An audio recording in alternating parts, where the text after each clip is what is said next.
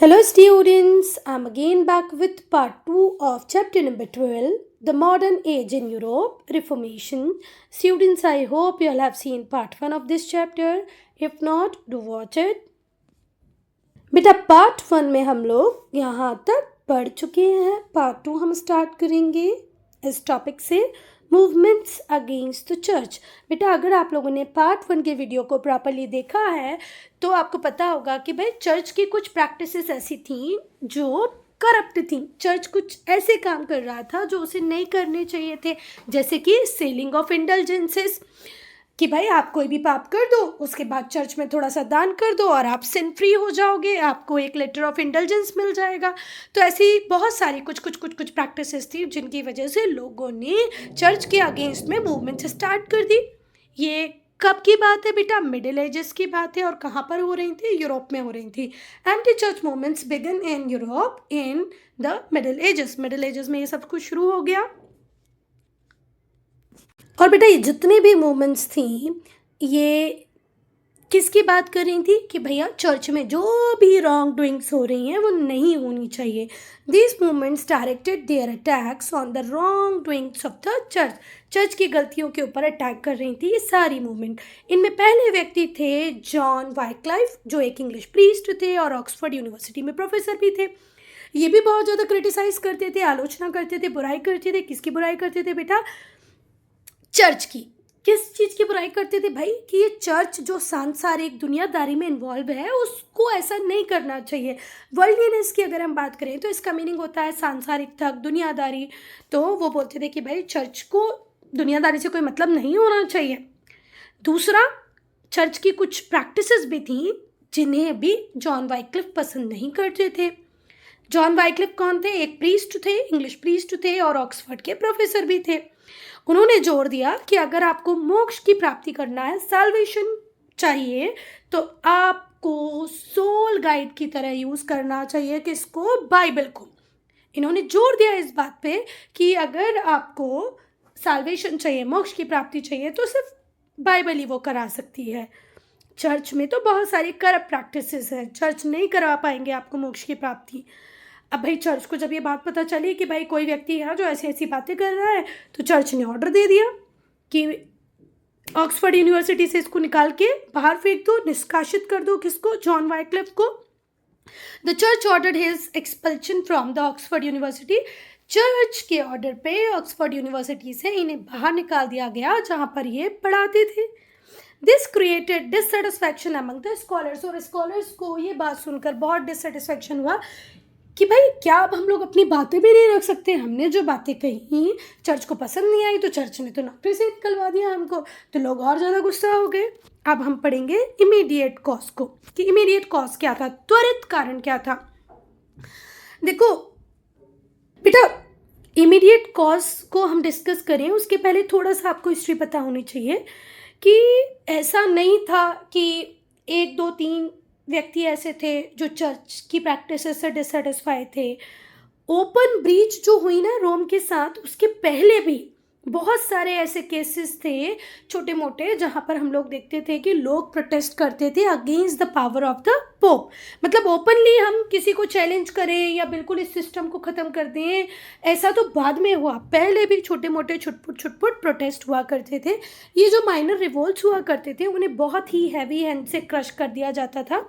तो long before the open breach with Rome के साथ पूरा कनेक्शन तोड़ दिया जाए, एक अलग ब्रांच ऑफ क्रिश्चियनिटी बना दी जाए, ऐसा तो बाद में हुआ. इसके पहले भी प्रोटेस्ट हुआ करते थे, बहुत सारे प्रोटेस्ट हुआ करते थे छोटे मोटे.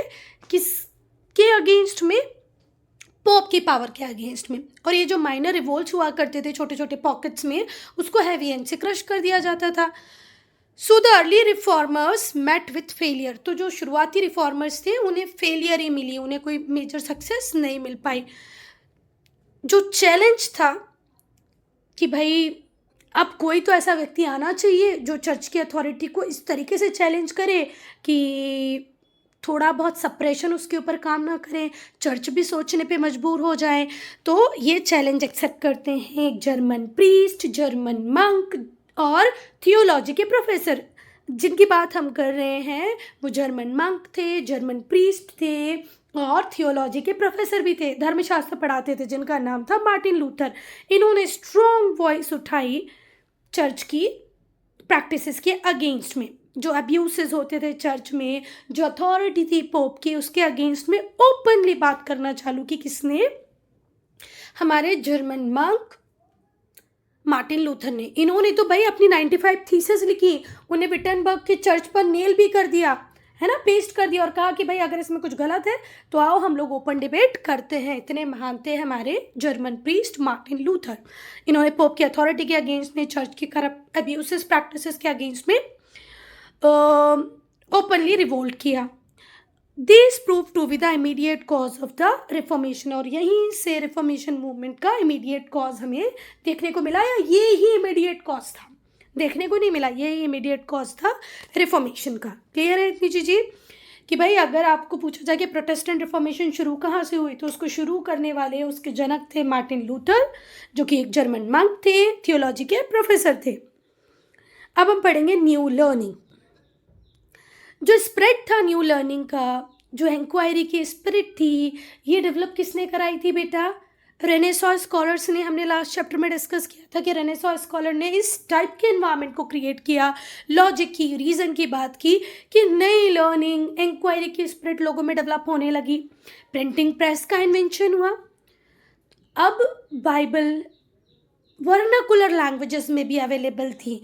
मतलब पहले जो बाइबल होती थी वो सिर्फ और सिर्फ किस लैंग्वेज में आती थी बेटा? पहले बेटा बाइबल काय में ही प्रिंट होती थी, अपनी लैटिन लैंग्वेज में, है ना। और जो उसका ओल्ड टेस्टामेंट था वो हिब्रू में था। हिब्रू कहाँ की लैंग्वेज है? आज के इजराइल की लैंग्वेज है।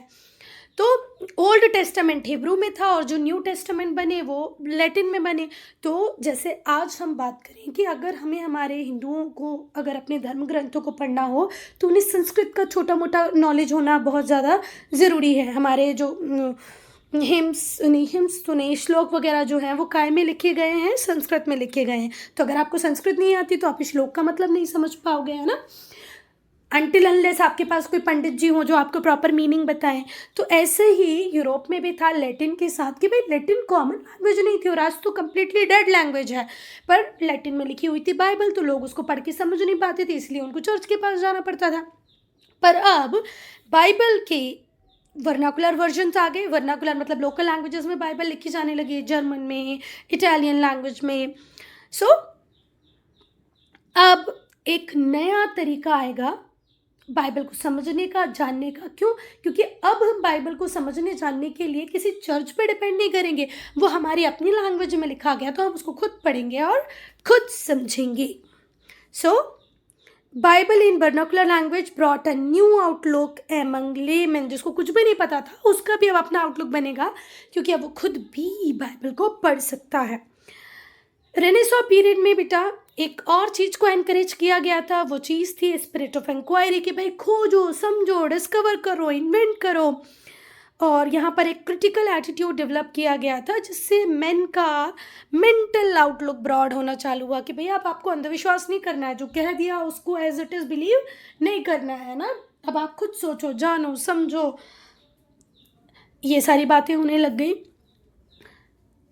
जो लोग थे उन्होंने भी हर चीज़ को क्वेश्चन करना स्टार्ट कर दिया, even on the authority of the pope की अथॉरिटी पे भी लोग क्वेश्चन करने लगे कि भाई आपको इतनी अथॉरिटी दी किसने कि आप राजा की भी नहीं सुनोगे, कॉमन पीपल की भी नहीं सुनोगे, अपने हिसाब से सारी चीज़ें करते जाओगे, तो हमें बताओ। लोग क्वेश्चन करने लगे कि आपके पास इतनी पावर कहाँ से आई?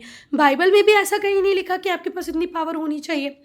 और लोग ओपनली क्रिटिसाइज करने लगे कि इसको बेटा चर्च की प्रैक्टिसेस को, रिचुअल्स को, लाइफ स्टाइल को। बहुत सारे क्लर्जीमैन ऐसे थे जिनका लाइफ स्टाइल इतना हैवी, इतना लग्जीरियस हुआ करता था, कुछ केसेस में ऑब्सीन भी हुआ करता था, कि लोग उस पर क्वेश्चन करने लगे कि भाई आप तो क्लर्जी हो, हमारा जीसस क्राइस्ट तो पूरा जीवन बहुत सिंपल लाइफ रहे, तो भाई आप क्यों इतना लग्जरी लाइफ को एंजॉय करें? आपको नहीं करना चाहिए। New learning led to secular outlook among people. और अब जब लोग नया नया कुछ सीखने लगे तो उनका जो आउटलुक था थोड़ा सा सेक्युलर हो गया। सेक्युलर मीन्स अब धर्म से हटके भी कुछ सोच रहे थे।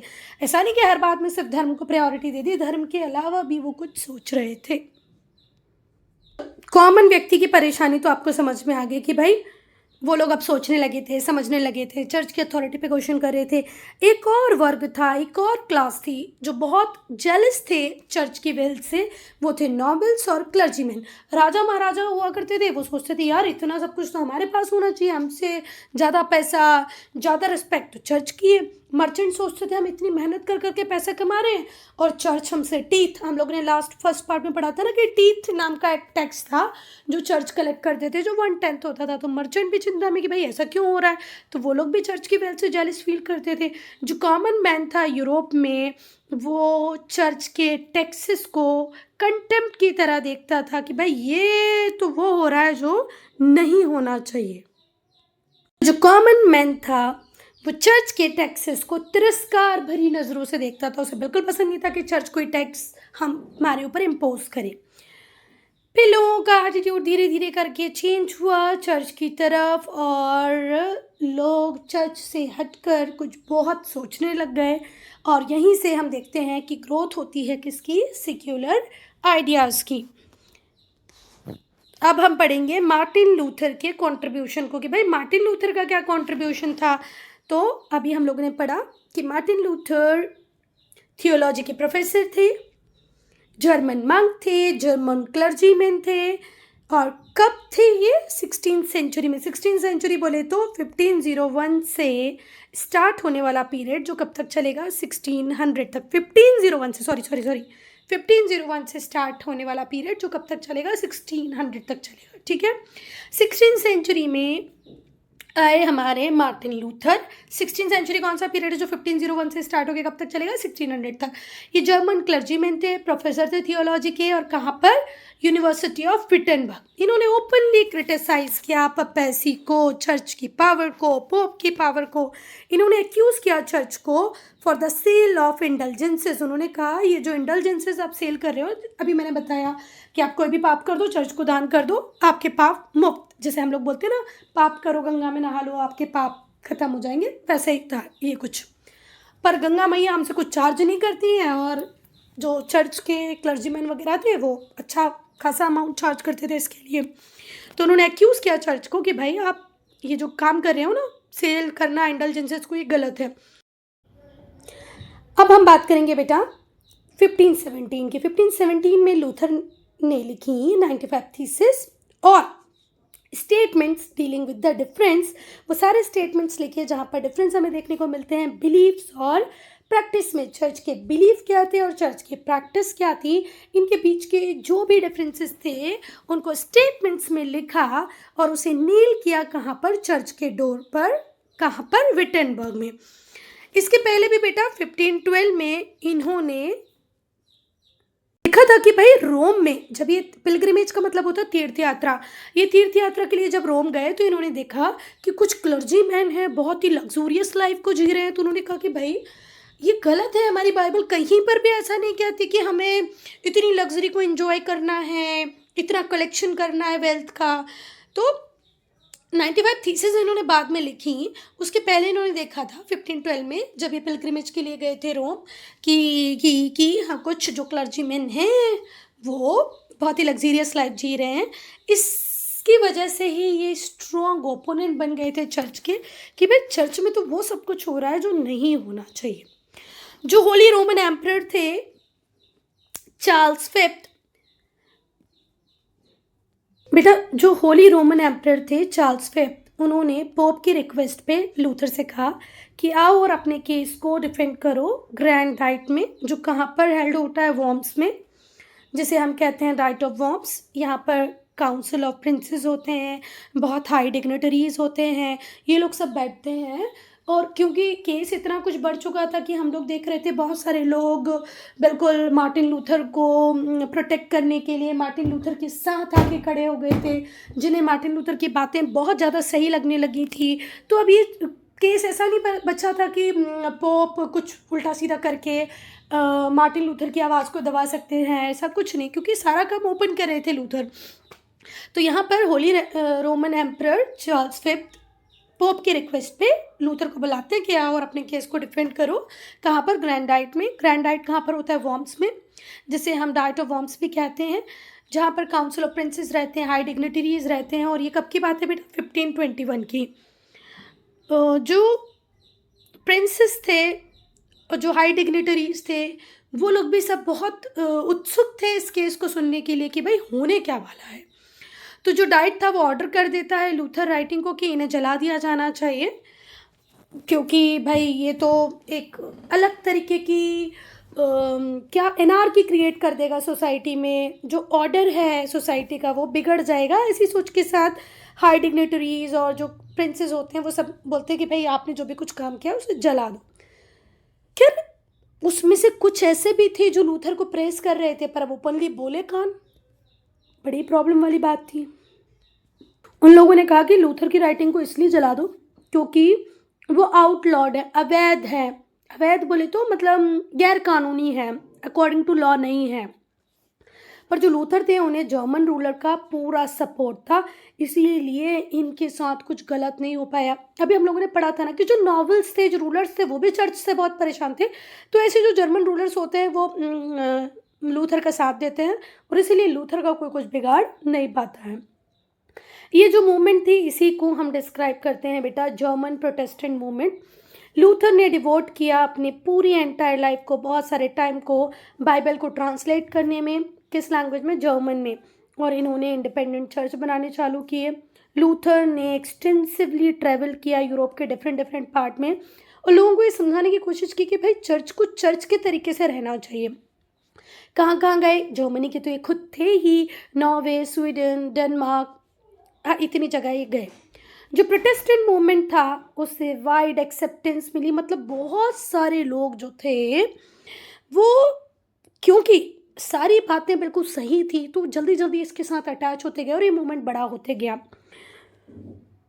लूथरनिज्म was recognised as legal form of Christianity. मैं वही बोल रही हूँ कि सारी चीज़ें बिल्कुल सही थी, इसीलिए इसे क्या कहा गया? Legal form of Christianity. Lutheranism was recognised as legal form of Christianity by treaty known as the peace treaty of Augsburg. कब हुई बेटा ये? 1555। फिर से सुनो, Lutheranism was recognised as legal form of Christianity. Lutheranism को क्या कहा गया कि भाई ये लीगल फॉर्म ऑफ क्रिश्चियनिटी, और ये किस ट्रीटी के थ्रू कहा गया? The peace of Augsburg. ये कब साइन हुई बेटा? 1555 में, 9 year after the death of Luther. मतलब लूथर के जीते जी नहीं, लूथर के मरने के बाद, और वो भी 9 साल बाद ट्रीटी ऑफ ऑसबर्ग साइन हुई 1555 में, जिसके थ्रू लूथरनिज्म को वैलिड ब्रांच ऑफ क्रिश्चियनिटी कहा गया। ये जो ट्रीटी थी इसे साइन किया गया किस किस के बीच में? ध्यान से सुनना, किस किस के बीच में साइन हुई है ये? समकालिक लीग, जिसको फॉर्म किया था लूथर और जर्मन प्रिंसेस ने। समकालिक लीग जिसे बनाया था लूथर और जर्मन प्रिंसेस ने, और रोमन कैथोलिक चर्च, दो पार्टी इन्वॉल्व थी। पीस ऑफ ऑसबर्ग जो 1555 में साइन हुई, उसमें एक थे स्कमाल्डिक लीग और दूसरे थे रोमन कैथोलिक चर्च। और स्कमाल्डिक लीग जो थी वो किसने बनाई थी? लूथर और जर्मन प्रिंसेस ने बनाई थी। और ये इतना इजीली साइन नहीं हुई थी, लूथरनिज्म को इतना इजीली एक्सेप्टेंस नहीं मिली थी बेटा। बहुत लंबे टाइम तक एक सिविल वॉर चला, उसके बाद ये साइन हुई। जर्मनी में जो सदर्न स्टेट्स थे वो लॉयल रहे कैथोलिक चर्च के, जबकि के जो नदर्न स्टेट्स थे उन्होंने लूथरनिज्म को एक्सेप्ट किया। एक ही कंट्री में जब लड़ाई होती है तो उसे हम कहते हैं सिविल वॉर। तो ये सिविल वॉर जर्मनी में चल रहा था, पर सिविल वॉर खत्म होता है किससे? एक ट्रीटी से जिसका नाम होता है पीस ऑफ ऑसबर्ग। कब साइन होती है? 1555 में, लूथर के मरने के 9 साल बाद। किस किस के बीच में साइन होती है? स्कमाल्डिक और रोमन कैथोलिक चर्च के बीच में, after a long civil war. जो सदर्न पार्ट था वो हमेशा लॉयल रहा कैथोलिक चर्च का, और जो नदर्न पार्ट था उन्होंने ईजिली एक्सेप्ट किया लूथरनिज्म को। अब हम काउंटर रिफॉर्मेशन की बात करेंगे। तो बेटा जो रिफॉर्मेशन मूवमेंट था वो रोमन कैथोलिक चर्च के अगेंस्ट में था, है ना। जो रिफॉर्मेशन मूवमेंट था वो किसके अगेंस्ट में था? रोमन कैथोलिक चर्च, उसकी प्रैक्टिसेस के अगेंस्ट में था।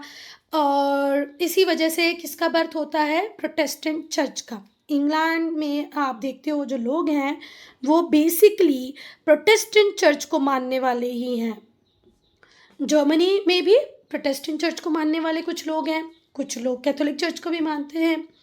सो in order to restore the credibility of Catholic church, अब कैथोलिक चर्च को ऐसा लगने लगा कि यार इन्होंने तो इतनी सारी हमारी गलतियां निकाल दी, हमारी तो क्रेडिबिलिटी ख़त्म हो गई, अब कौन लोग हमें जानेंगे समझेंगे। तो पोप ने भी विचार किया कि हमें भी सुधार करने चाहिए। तो बहुत सारे जो डेडिकेटेड क्रिश्चियंस थे, इसमें कुछ पोप भी थे, उन्होंने कहा कि हमें भी कुछ सुधार, कुछ रिफॉर्म तो कर लेने चाहिए विद इन अ चर्च। और ये जो मूवमेंट अब रोमन कैथोलिक चर्च में होगी with the help of dedicated Catholic Christians, pops, इस मूवमेंट को ही हम क्या कहेंगे बेटा? Counter reformation. क्या इतनी चीज़ें क्लियर हैं बेटा? ये जो मूवमेंट थी इसे कहा गया काउंटर रिफॉर्मेशन मूवमेंट। तो प्रोटेस्टेंट मूवमेंट हुई, चर्च ने सोचा हमें भी कुछ चेंज करना चाहिए, तो वो क्या लेके आए? Counter reformation. एक चर्च काउंसिल कन्वेन की गई ट्रेंट में। ट्रेंट कहाँ पर है? निदर्न इटली में। कब की गई बेटा? 1545 में। और किसने की? Paul third. पोप थे पॉल थर्ड, जिन्होंने 1545 में 1545 में नदर्न इटली ट्रेंट में एक चर्च काउंसिल को कन्वेन किया, ऑर्गेनाइज किया। जो काउंसिल ऑफ ट्रेंट थी उसने कब से कब तक काम किया? 1545 से 1563 तक। द काउंसिल ऑफ ट्रेंट 1545 से 1563। जो काउंसिल थी उसने बहुत सारे चेंजेस करवाए कैथोलिक चर्च में, बहुत सारे चेंजेस करवाए। और ये जो चेंजेस थे ना बेटा, ये इनका आधार, इनका बेस क्या था कि भैया अब लोगों के दिमागों में, हमारी सोसाइटी में, एटीट्यूड में जो चेंजेस आ रहे हैं उसके हिसाब से हमें चेंज होना है। इट एक्सपांडेड इट्स डॉक्ट्राइन, इन्होंने अपनी डॉक्ट्राइन को एक्सपांड किया in the light of the changed attitude of the time. उस टाइम में जो लोगों के एटीट्यूड में चेंज आया उसके अकॉर्डिंग इन्होंने अपने आप को चेंज किया। इन्होंने भी कंडेम किया कि इररिस्पॉन्सिबल रिलीजियस लाइफ का कोई मतलब नहीं है, और स्पेशली क्लर्जी लोगों को तो इररिस्पॉन्सिबल रिलीजियस लाइफ जीना ही नहीं चाहिए। तो मतलब एक अच्छा खासा ब्लेम क्लर्जी के ऊपर जो लगाया गया था उससे अब ये छुटकारा पाना चाहते थे और कहते थे कि भाई इररिलीजियस इररिस्पॉन्सिबल लाइफ आपको नहीं जीनी है, धर्म से बंधे हुए हो, धर्म के हिसाब से चलो। बुक्स जो कंसिडर की जाती थी ये रोमन कैथोलिक चर्च के या कैथोलिक टीचिंग के अगेंस्ट में है, उन्हें बैन कर दिया गया। जो पोप थे उन्हें हेड ऑफ कैथोलिक चर्च माना गया और इन्हें कहा गया कि भाई आप फाइनल इंटरप्रेटर हो क्रिश्चियन डॉक्ट्राइन के। क्रिश्चियन डॉक्ट्राइन के रिगार्ड में अगर कहीं कोई कन्फ्यूजन है तो उसको सॉल्व करने का काम किसका होगा? पोप का। और पोप को क्या कहा गया? कैथोलिक चर्च का हेड। जो काउंसिल ऑफ ट्रेंट थी वो रिस्पॉन्सिबल थी कि भाई वो सेंटर्स को एस्टेब्लिश करे जिन्हें सेमिनरीज कहा जाएगा, जहाँ पर लोगों को एजुकेट किया जाए, जहाँ पर प्रीस्ट को ट्रेन किया जाए। क्योंकि अभी हमने ये देखा ना कि प्रीस्ट को पता ही नहीं था क्या करना है, clergyman option luxurious life enjoy कर रहे थे। तो अब बहुत सारी सेमिनरीज, बहुत सारे सेंटर्स एस्टेब्लिश होंगे बेटा जो एजुकेट करेंगे प्रीस्ट को, ट्रेन करेंगे प्रीस्ट को कि भाई आपको क्या करना है, क्या नहीं करना है। और फिर एक बात और कही गई इसी काउंसिल ऑफ ट्रेंट में कि भाई चर्च फीस चार्ज नहीं करेगा कोई भी रिलीजियस सर्विस कंडक्ट करने के लिए। और एडवोकेट किया गया the use of local language, और चर्च को ये बात भी कही गई कि भाई आप लोकल लैंग्वेज में प्रीच करें। प्रीच करने का मतलब होता है उपदेश देना। आप जिस भाषा में उपदेश दे रहे हैं लोगों को समझ नहीं आ रहा है, लोग आपसे हटते जा रहे हैं, प्रोटेस्टेंट ब्रांच की तरफ जा रहे हैं क्योंकि वो लोकल लैंग्वेजेस में प्रीचिंग कर रहे हैं, तो प्लीज़ आप भी लोकल लैंग्वेजेस में प्रीच करना स्टार्ट कर दें। अब हम पढ़ेंगे सोसाइटी ऑफ जीसस को। काउंटर रिफॉर्मेशन के रिजल्ट से हमने देखा कि डिफरेंट रिलीजियस ऑर्डर बने, उसमें से एक ऑर्डर था सोसाइटी ऑफ जीसस। बनाने वाले थे इग्नाटियस लोयोला, ये स्पेनिश नोबल थे। एक स्पेनिश नोबल इग्नाटियस लोयोला जिन्होंने सोसाइटी ऑफ जीसस बनाई। इन्होंने थियोलॉजी को पढ़ा, थियोलॉजी बोले तो धर्मशास्त्र को पढ़ा। कहाँ पर पढ़ा? शोबॉर्न यूनिवर्सिटी में। फिर इन्होंने एक रिलीजियस ऑर्डर बनाया जिसका नाम रखा सोसाइटी ऑफ जीसस। और किसकी परमिशन से बनाया है बेटा? ये पोप की परमिशन से बनाया। पोप की परमिशन लेकर इग्नाटियस लोयोला ने, जो कि एक स्पेनिश नोबल थे, थियोलॉजी भी पढ़ी थी सोर्बन यूनिवर्सिटी में, उन्होंने एक रिलीजियस ऑर्डर बनाया। किसकी परमिशन से? चर्च की परमिशन से, जिसका नाम था सोसाइटी ऑफ जीसस। और इससे रिकॉग्निशन बहुत जल्दी मिलने लगा, जल्दी ही लोग इससे कनेक्ट कर पाए और फटाफट से यूरोप, इंडिया, चाइना, अफ्रीका और अमेरिका में फैल गया। अब हम पढ़ेंगे बेटा सेंट फ्रांसिस जेवियर को। तो जो सेंट या संत फ्रांसिस जेवियर थे, अरे यार, फॉलोअर थे किसके? इग्नाटियस लोयोला के। उन्होंने चाइना ट्रैवल किया, जापान ट्रैवल किया और क्रिश्चियनिटी को वहाँ पर फैलाया, प्रोपेगेट किया। फिर इंडिया भी आए और इंडिया में ये जब तक इनकी डेथ नहीं हुई तब तक काम करते रहे। इनका जो इमॉर्टल रिमेन है वो church of Bom Jesus old Goa में रखा। और बेटा बाद में हम लोगों ने देखा कि बहुत सारे जीसस ऐसे हुए जिन्होंने सेल्फलेस, बिना किसी मतलब के फुल्ली डेडिकेट रहे, बहुत सारी सर्विसेज जनरल पब्लिक को दी, जिससे हम लोगों ने देखा रोमन कैथोलिक चर्च की क्रेडिबिलिटी रीस्टोर हुई, वापस आ गई।